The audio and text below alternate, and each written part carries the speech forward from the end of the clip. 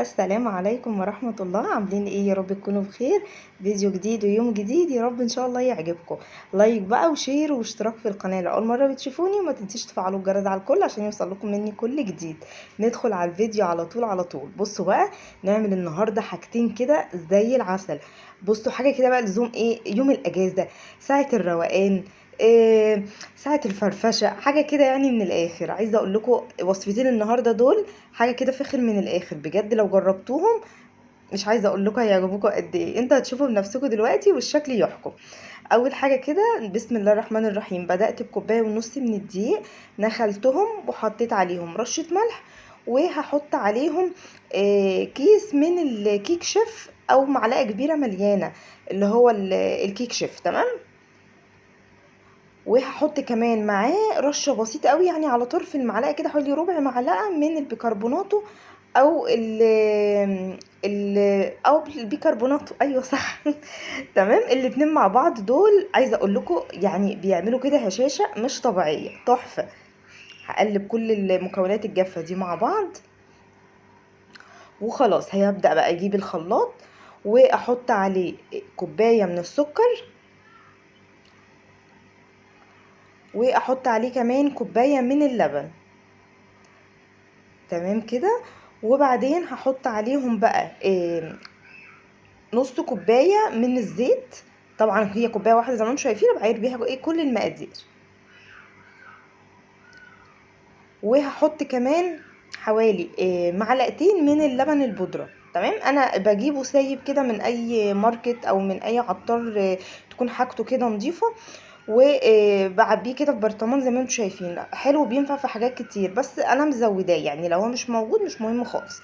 وحطيت كيس فانيليا، وجايبه بقى كريم كراميل، هاخد كيس من بودره كريم الكراميل وهفضيها مع المكونات دي.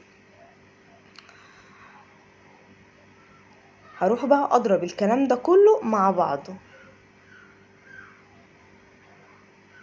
جايلك بقى ضيفة على غفلة، إيه، واحدة صاحبتك بقى جاية تقعد معاكي، إيه، اصحاب ولادك جايين يقعدوا معاهم. مش عايزة اقول لكم بقى يعني الوصفات دي او الوصفتين بتوع النهاردة دول هيعجبوهم قد ايه. الميكس بقى اللي في الخلاط ده طعمه رهيب، كل يعني وانا واقفة كده كل شوية اخد منه معلقة. الكريمة دي طعمها خطير بجد، تحفة. هاخد منها كده كوباية وهسيب الباقي في الخلاط زي ما هو، تمام. لو الجو حر هحطها في التلاجة، لو الجو ساقع هسيبها جنبي على الرخام. وبقيت الكريمه اللي في الخلاط دي هحط عليها بيضتين، وهحط عليهم معلقه كده من الخل.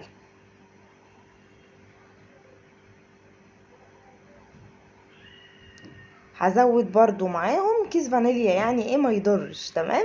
احنا حاطين فانيليا قبل كده بس يعني ايه، انا بحب نكهه الفانيليا فهزود كيس. وهروح بقى اضربهم تاني لحد ما برضو يختلطوا مع بعض كويس. هلاقي المكونات بقى ايه، بقت سايله كده وبقى قوامها خفيف شويه. اضرب اضرب كويس قوي، وبعدين هصبهم بقى على المكونات فاكرينها بتاعت الدقيق اللي احنا جهزناها في الاول. هنزل كل حاجه في الخلاط، ما تنسوش ان كل ده بيكون من مقاديرنا، فما نسيبش منه اي حاجه خالص. بسم الله ما شاء الله. عايزه اقول لكم الريحه اصلا خطيره، والمكونات كده نيه يعني. الحلويات دي متعه يا جماعه يعني. الريحه كده والطعم بتبقى ايه يعني، عايزه تتاكل نيه كده قبل ما نسويها كمان. هقلب بقى الكلام ده كله كده مع بعضه لحد ما كل مكونات الدقيق دي يعني تختلط معايا كويس قوي. شايفين القوام؟ هو ده القوام المظبوط، يا سلام.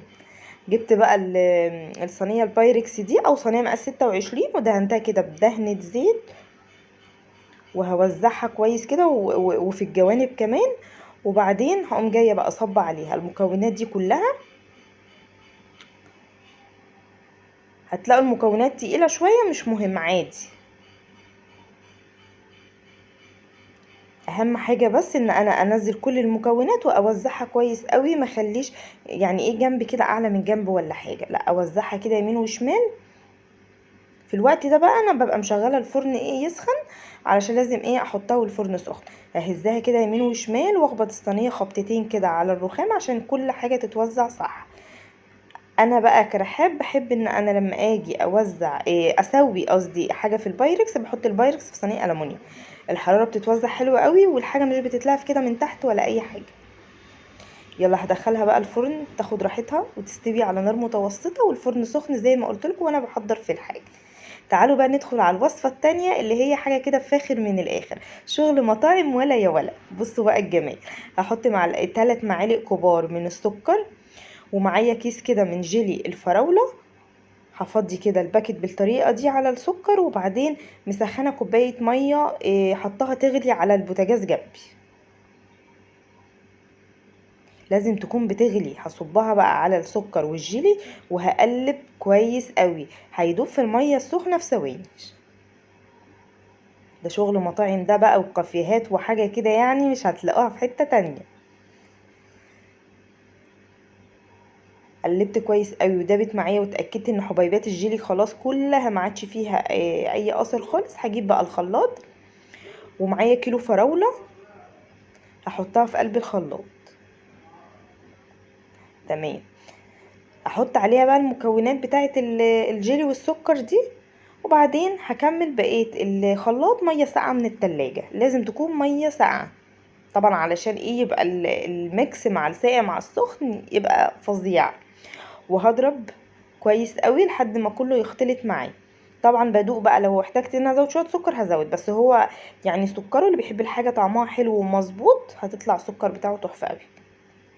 شايفين بقى تدرج الالوان؟ شايفين؟ يا سلام يا سلام يا جدعان على الجمال. بصوا يعني التدرج بتاع الالوان اكننا عاملين حاجه كده، يعني خدت وقت ومجهود، وانتوا زي ما شفتوا ما فيهاش اي حاجه. شايفين منظر الكوبايه؟ معايا صوص فراوله بقى هحطه على الوش، ولو مش عندي مش مهم خالص. ايه رأيكم بقى في الجمال؟ وهفضي الباقي في الشفشة واحطه في التلاجة بقى يبقى جاهز معايا. طعمه خطير يا جماعة بجد، فظيع يعني. طعمه كده مميز قوي. اللي هيدوقه عندك هيقولك ايه ده طعمه، ايه ده انت عاملاه ازاي.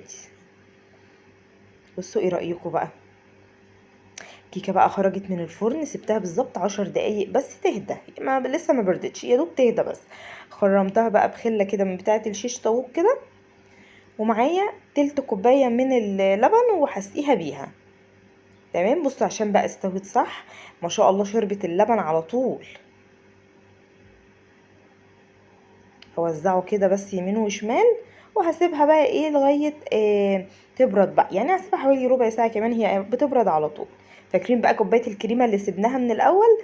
هحطها بقى على وش الكيكه بعد ما بردت، لان لو حطيتها وهي سخنه هتبصوا تلاقي الكيكه كلها شربتها ومش هيبقى ليها اثر على الوش خالص. اوزع بقى وافردها كويس قوي.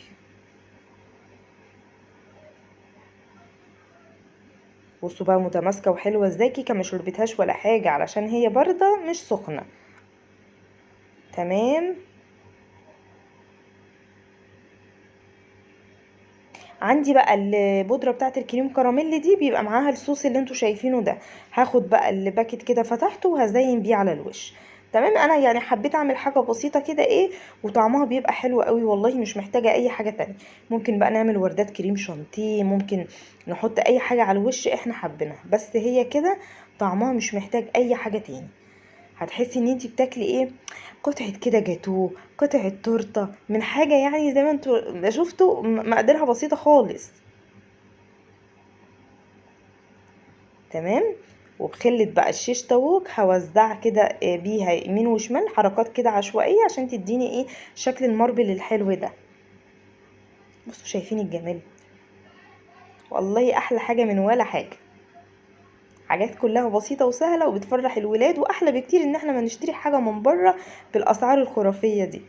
بصوا شايفين وانا بقطعها اسفنجية وتحفة.